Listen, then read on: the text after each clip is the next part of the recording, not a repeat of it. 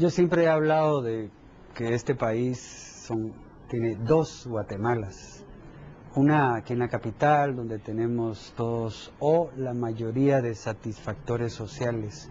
Pero otra cosa es en el área rural, en los lugares más alejados, las poblaciones indígenas. Doctora, ¿qué pasa con las niñas indígenas? Definitivamente usted ha tocado un punto muy importante. Son dos sectores.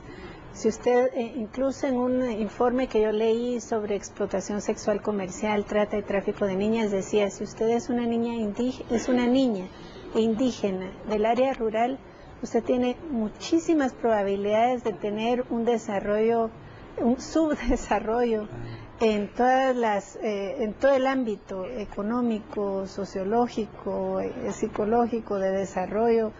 Está condenada a la pobreza. Y es la falta de la educación, porque a veces hablamos de educación, pero ¿qué hay de la calidad de la educación que reciben estas niñas en el interior de la República? Vemos estas niñas que tienen que trabajar, hacer tareas domésticas en su casa. La mayoría llega hasta el tercer año de primaria, porque después incluso los mismos padres mencionan, bueno, ¿para qué va a estudiar si después se va a casar? Entonces mejor que no estudie, que cuide en la casa y que aprenda a cocinar.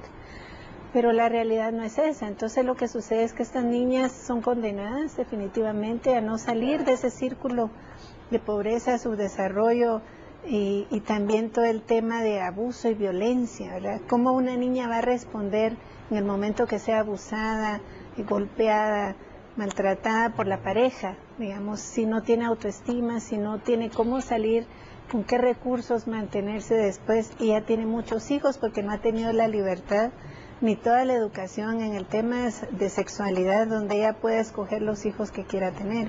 Entonces, como usted ve, no es que uno quiera ser negativo, es que esa es la realidad.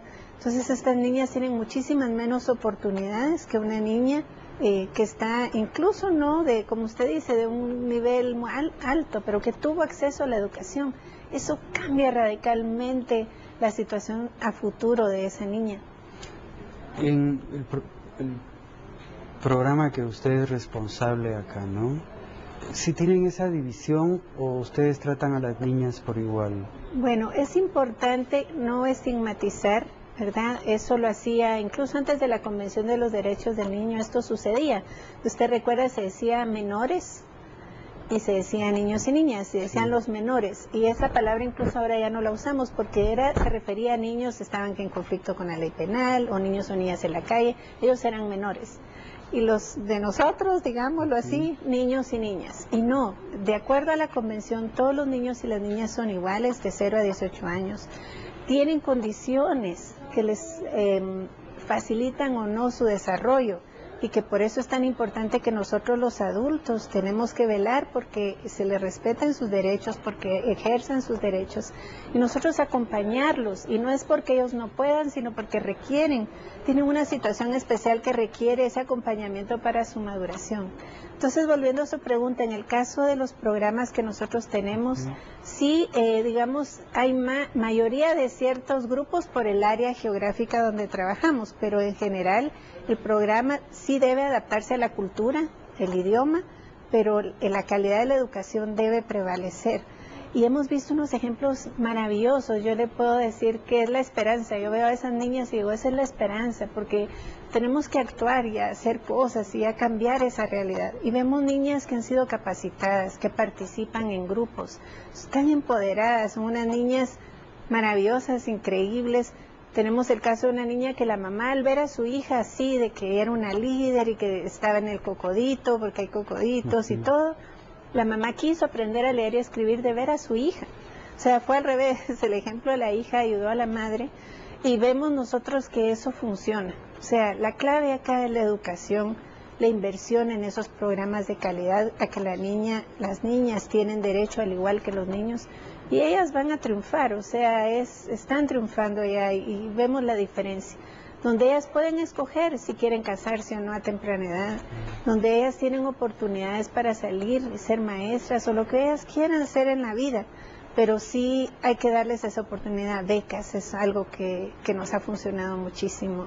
Y el involucramiento de su familia, porque si no trabajamos con los padres, en el caso de la violencia, por ejemplo, es crucial trabajar con los niños y con los hombres, porque si solo trabajamos con las niñas no funciona. Y sí tenemos esos programas que incluso les invitaría, si ustedes quisieran conocerlos, son muy lindos, la verdad. ¿Cuál debe de ser el rol del gobierno en este tema? Sí, digamos, el rol del gobierno claramente son los garantes, son los que garantizan que los derechos se cumplan. Cuando hablamos de derechos en general es algo que ya nacemos con ellos, no es algo que se nos regala, no es una dádiva. Igual es con los niños y las niñas, ellos tienen derechos.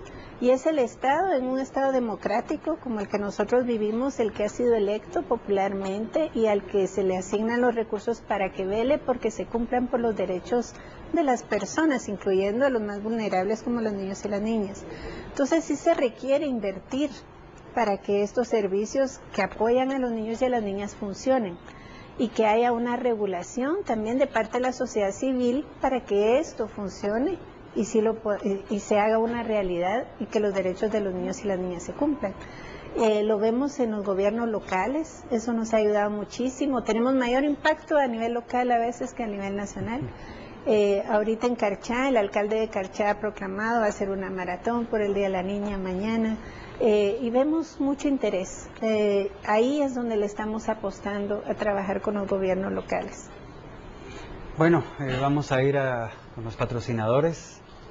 Uno escucha a los expertos, los que a diario tienen que vivir este drama que un país como Guatemala tiene, y también uno se da cuenta que acá habría que agregar el trabajo infantil, porque las familias también a veces son tan numerosas que los padres deciden, pero no porque quieran, sino son las circunstancias, sacar a los hijos pequeños a que vayan a trabajar al campo, a las casas, y también se les roba parte de su niñez. Es una realidad en un país como este.